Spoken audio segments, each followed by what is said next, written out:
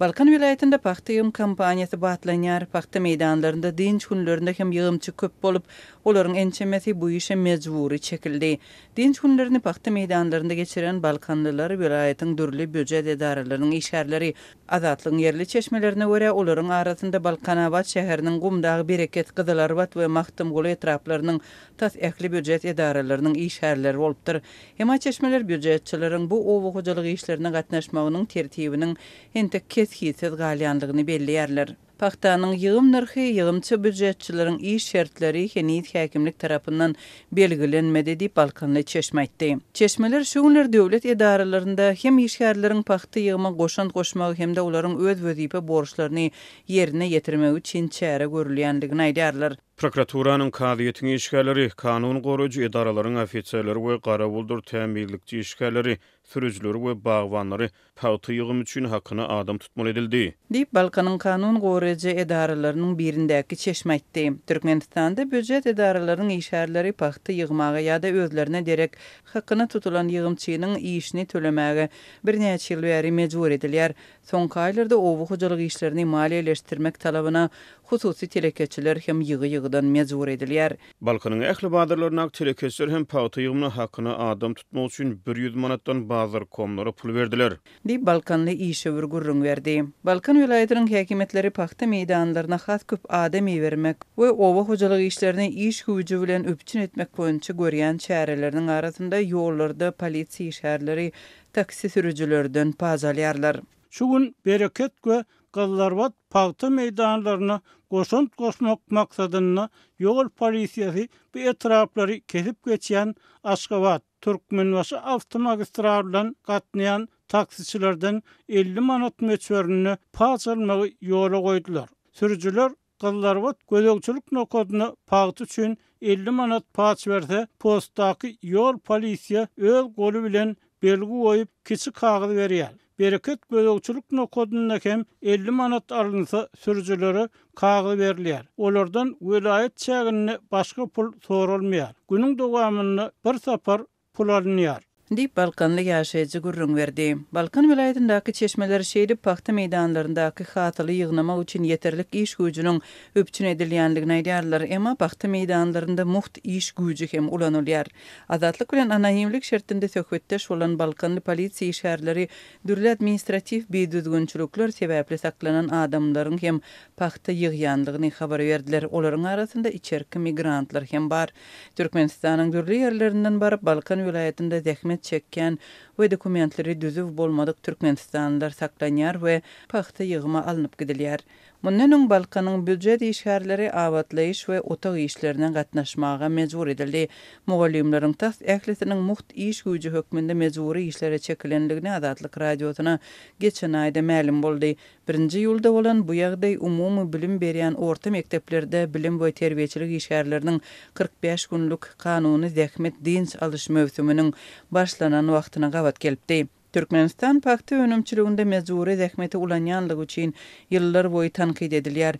2021-nji ýylda halkara paxta kampaniýasy Ýewropa Komissiýasyndan Türkmenistandan paxta eksportyny gadagan etmegi sorapdy. 2018-nji ýylda Birleşen Ştatlaryň Gümrük Gullugy Türkmenistanda öndürilen paxtanyň şeýlede Türkmenistanyň paxtasyndan taýýarlanan islendik ýurduň önümleriniň ähli görnüşleriniň Birleşen Ştatlary import edilmegine gadagançylyk giridipdi. Ondan öň 2016-njy ýylyň dowamında dünýä belli H&M, IKEA, Adidas, Esprit ýaly global brendleriň ençemeti mejburi zähmeti ulanýan Türkmenistanyň paxtasyndan ýüz öwrüpdi. Her ýyl 1.250.000 tonna paxta öndürýänligini yglan edýän Türkmenistanda paxta ýygyma döwlet edaralarynyň işgärleri, eskerler, studentler we hatda çağalar hem gatnaşdyrylýar. Şol bir wagtda ýurtda çağalaryň paxta ýygyma çekilmegine kanuny gadagançylyk bar.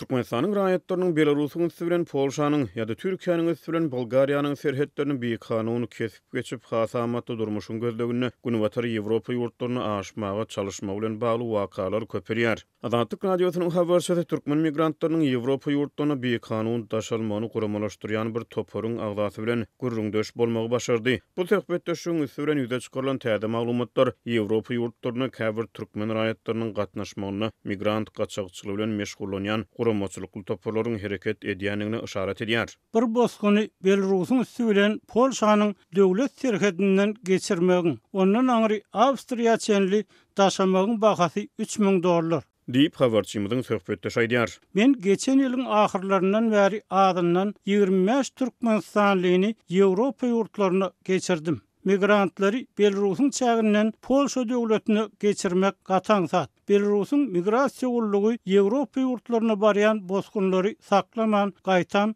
aňsatlyk bilen Polşanyň serhedine geçirip goýberýär. Diýip ol sözüniň üstüne ýetirdi. 2020-nji ýyldan bäri Polşanyň çägine ýaşaýan Türkmenistanly migrant öz şahsy awtowlugyny migrantlary Ýewropa Birleşigine agza döwletleri, hususan Günbatar Ýewropa ýurtlaryna daşamak bilen meşgulanýar. Ol özüniň esasan Belarusyň üstüren Polşanyň döwlet serhediniň kesilip geçirmegine ýardam bermek boýunça tölegli hyzmat hödürleýändigini aýdýar. Onuň özü hem Polşada bir kanun ýaşaýar. Russiýanyň 2020-nji ýylyň fevral aýyna Ukraina giňerimli çodurşa girişmeginiň ideýany Ukrainada ýaşaýan türkmenistanlaryň arasyna uruşdan gaçyp Ýewropa ýurtlaryna bosup baran raýatlar boldy. Adatlyk radiosynyň habarçysy täze maglumatlary salgylanyp häzirki wagtda Polşa, Germaniýa we Ruminiýa ýaly ýurtlarda soňky 3 ýyldan gowrak wagtyň dowamyny bir kanun ýaşaýan türkmenistanlaryň sanynyň artanlygyny habar berýär.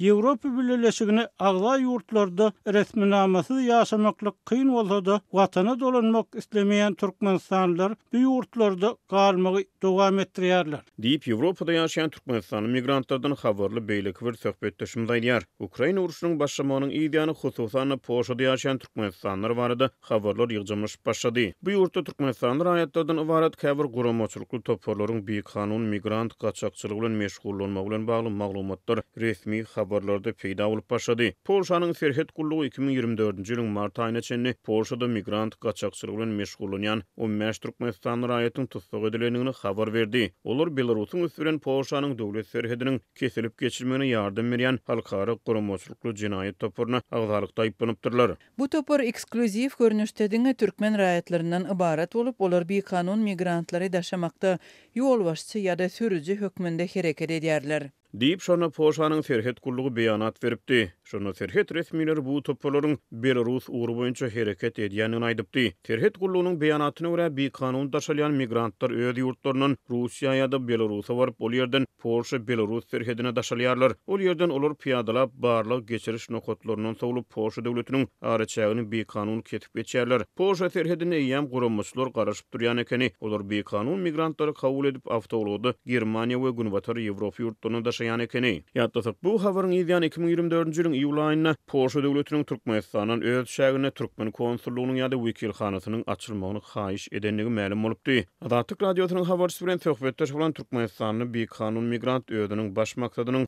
Polşada migrantlary bir kanun daşamak bilen meşgullanmak arkaly pul toplap kiçiräk bir döwletiň raýatlygyny satyn almakdan ibaret bolanyny aýdýar. Şeýlelikde Türkmenistanyň pasportundan hem adat bolup bilerin. Diýip olaýdýar. Töhbetdeşimiz soňky wagtlarda hususan soňky 2 ýylyň dowamyny Polşadan syýasy gaçbatarga sorap Polýak häkimetlerine ýüz tutýan türkmenistanlaryň sanynyň hem artýanyny Bialystok we Bialopodlyansk ýaly şäherlerde ýerleşen bosqun lagerlerine häzirki wagtda ýüzlerçe türkmenistanlynyň bardygyny aýdýar. Bizi tutsak etseler köplenç daşary ýurtlara deport edip çäklenýärler. Türkmenistany uğrudaysalar para berip meseleni çözüp bolýar. Diýip bir kanun migrant aýdýar. Türkmenistanyň raýatlary daşary ýurt döwletlerine soňky wagtlarda hususan iri döwletlerde bir kanun ýaşaýan adamlaryň sany boýunça öňe saýlanyp başlady. Ýatdasak iýun aýyna Amerikanyň Birleşen Ştatlary Türkmenistanyň raýatlarynyň Birleşen Ştatlara girmegini böleklüğini gadagan etdi. Şonu bu karar ABC wizasyny alan Türkmenistanyň raýatlarynyň aglawasynyň wiza möhletiniň dolanyny garamazdan bu ýurtda bir kanun ýaşamagy dowam etdirmek bilen esaslandyryldy. Türkmenistanyň daşary işler ministrligi şonu ABŞ-nyň bu kararyny gysgaly ädim atlandyryp alada beýan etdi. Munyň ideýany Türkmenistanyň Birleşen Ştatlardaky ilçihanasy iýulyň ortalaryna bu ýurtda ýaşaýan türkmenistanlary bolýan ýurtlarynyň wiza we immigrasiýa düzgünlerini berk-berjay etmäge çagyrdy. Polşada bir kanun migrant gaçakçylygy bilen meşgullanýan Türkmenistany özüniň şeýle işler bilen meşgullanýan başga da adanyň 7 türkmenistanyny tanýanyny aýdýar. Olar esasan Türkiýanyň üstü bilen Bolgariýa bir kanun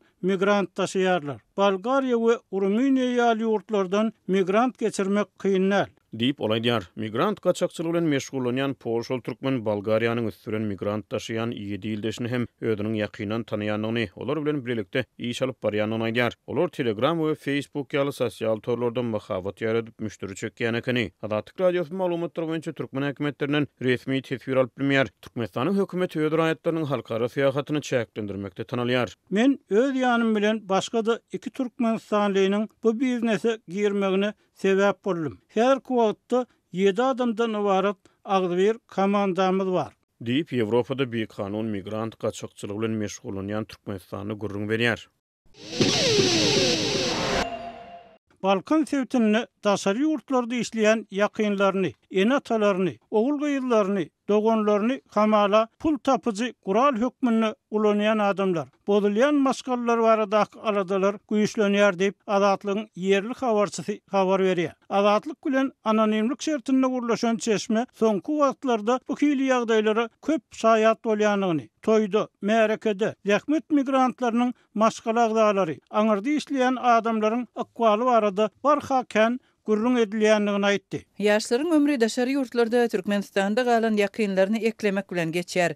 Türkmen prezidenti bu köýen ömürler bu ýanan akballar hakynda haçan pikir ederkä, ýa-da daşary ýurtlardan mihman çagyryp hepdelep toý berip forum geçirse bolýarmyka? Diýip Azatlygyň söhbetde aýtdy. Şeýle de ol maskalasyny, çağalaryny eklemek üçin daşary ýurdagydan erkegiň kä halatda diňe öz çağalaryny al, başga adamlar hem eklemeli bolýanlygyny gurrun berdi. Onun pikirçe Türkmen häkimetleriniň zähmet migrantlar üçin döredýän emeli kynçylyklary adamlaryň ençe meýillap maskalasyndan aýry, uzak ýerde ýeki galmagyna sebäp bolup ýurtda aty-babadan gelýän asyrly maskala däplerini we padarlygy uly zar burýar. Bir ýaş maşgalanyň adamsy Ýewropada işläp her aýda öýüne ortaça 1,5 müň çemeti euro uğradýar. Onuň gelini adamsynyň uğradan pulunyň ýartyndan köpüsini öz enatasyna, doganlaryna berip galanyny çağalaryna we Balkanawatda bir erkege berýär.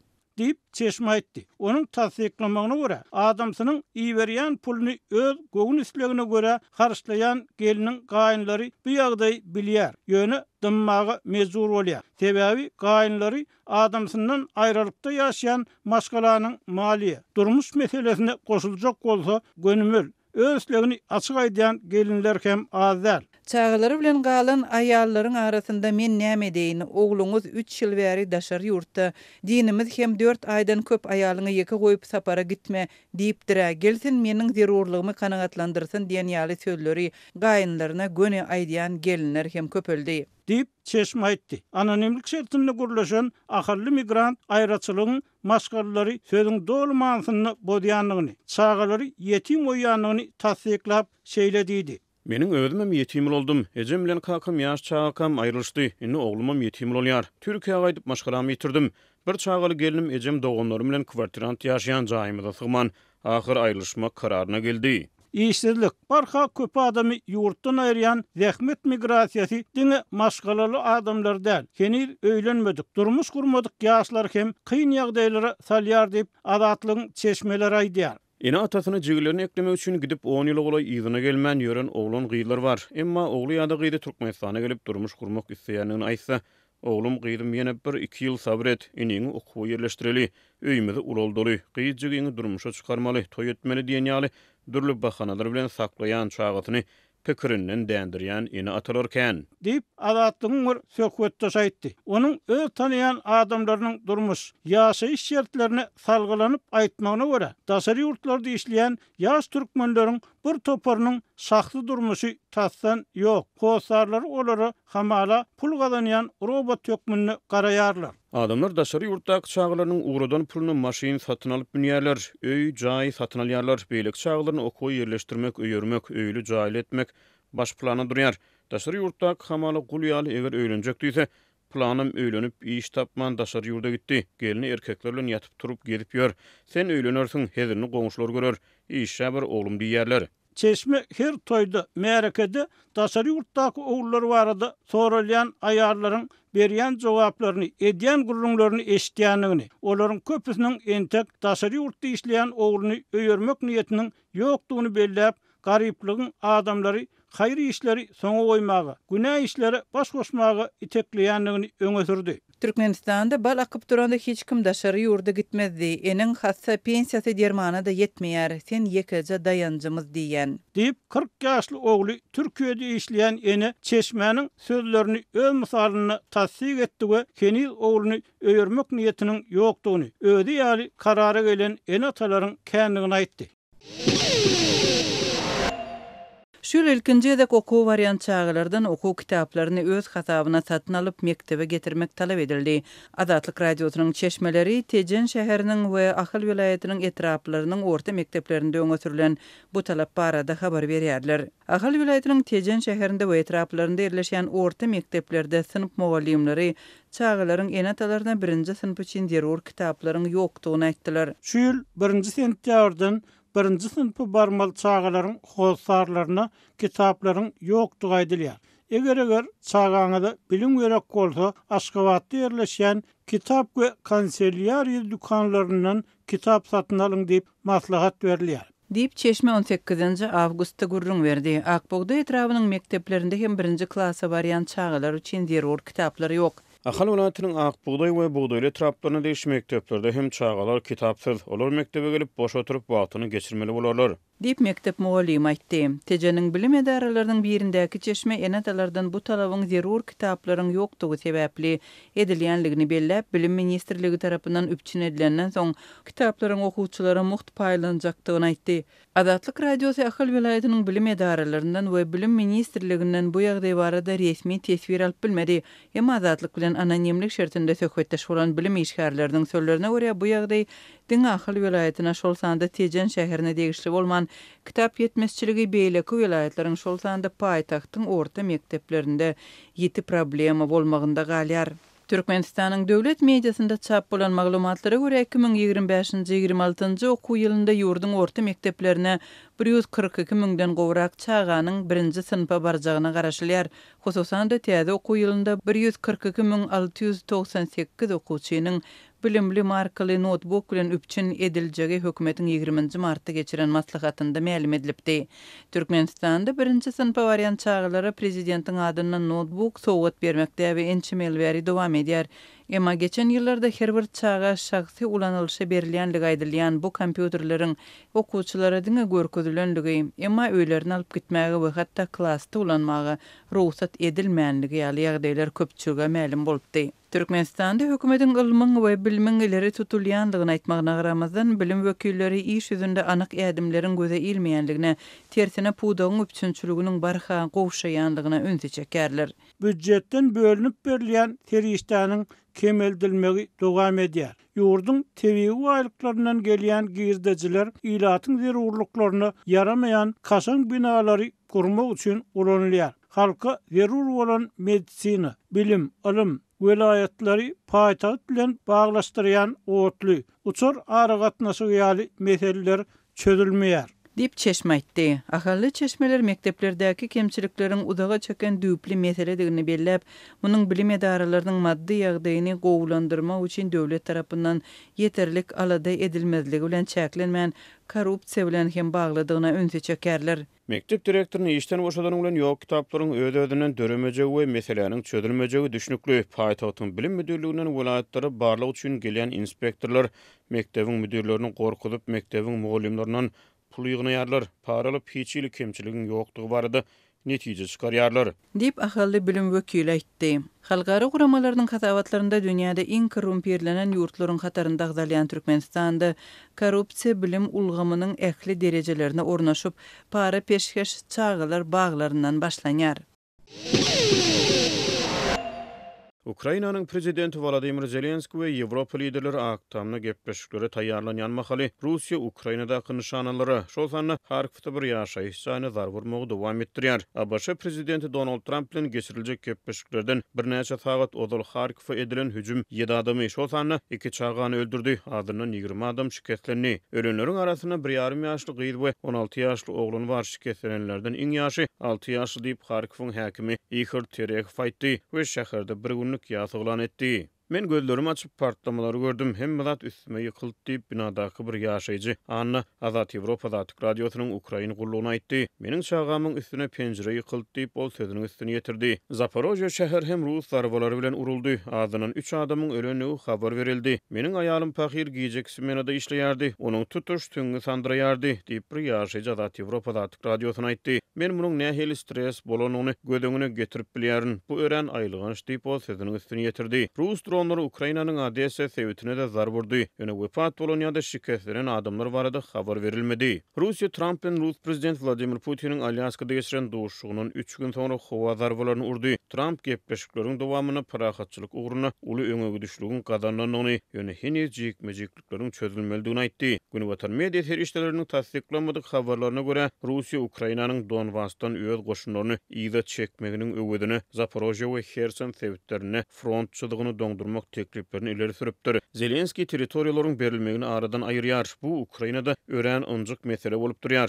Ukraina Alyaskada aranyp maslahatlaşylan zatlar we ümsüm ulalaşylan meseleler boýunça aýdyňlyk talap edýär. Sebäbi şol gümürtüklük zolugy Ukrainanyň ruhy ahlagyna ören howply bolup durýar diýip Amerikan Daşary Siýasat Geňeşiniň ýokary derejeli vice-prezidenti Ilan Berman Azat Ýewropa Zat radiosynyň häzirki zaman teleýaýlygyna aýtdy. Bu Ukraina howpsuzlygy üçin ören howplydyr we açyk aýdylany bu Kiýewi henidem goldaýan ýaranlar we hyzmatdaşlar üçin aradalanmagy esas bolup durýar diýip Azat Ýewropa Zat radiosynyň müdürler geňeşiniň agzasy hem bolan Berman sözüniň üstüne ýetirdi. Trump 18 awgust gepleşikleriniň öňe sürersini Ukraina üçin NATO agzalygynyň aradan aýrylanyny ýazdy. Ýöne Trumpyň ýürütü wekili Steve Witkoff Ukrainanyň NATO'nyň 5-nji maddasyny umumy gorunuş maddasyna meňzeş howpsuzlyk kepillikleri bilen üpçün edilip birinjekdigini aýtdy. NATO ýaranyny agzalyk bir topar päsgelçilikler bilen ýüzbe-ýüz bolýar. Ýöne bu şeýle bir çynnaky mesele bolup ony territorial soraglar bilen ilteşdirilmek potensiýaly bar diýip Stanford Universitetiniň Hoover institutunyň ilmi işgäri Sergey Sanovich häzirki zamana aýtdy. Egerde parahatçylyk ulalyşygy Ukraina çynnaky howpsuzlyk kepillikleri berilmeden Rus serhediniň günwatary tarap süýüşmegine netije berse, bu diňe nowatdaky çoluşa girişilmegine mümkinçilik berer we şol çoluşyň